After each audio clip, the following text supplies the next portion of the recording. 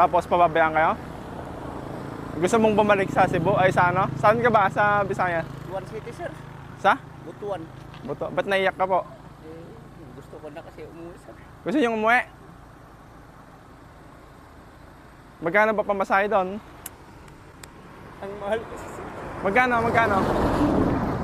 5,500.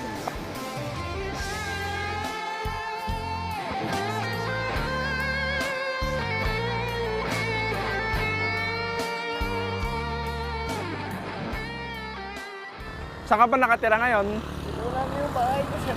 Hmm? Ito po yung bahay ko. Saan ka umiikot-ikot? Kahit saan lang ako abutan, sir.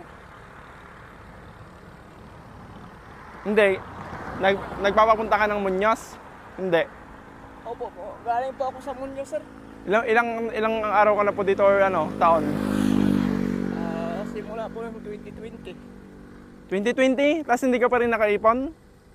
Yung mag-ina ko, sir, nakauwi na, sir. Ay, pinauwi mo na? Opo. Ako na lang naiwan. Wala ka bang contact? Wala, sir. Eh, paano kita ko kontakin kung ano?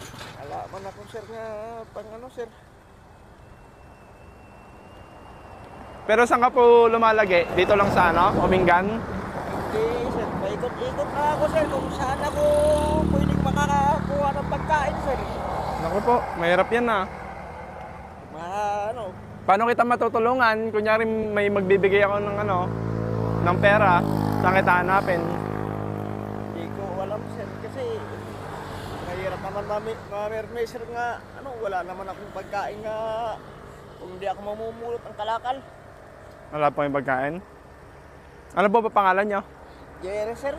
Jerry? Arienza, sir. Jerry Arienza. Arienza Mendoza, sir. Ilan taon na po kayo?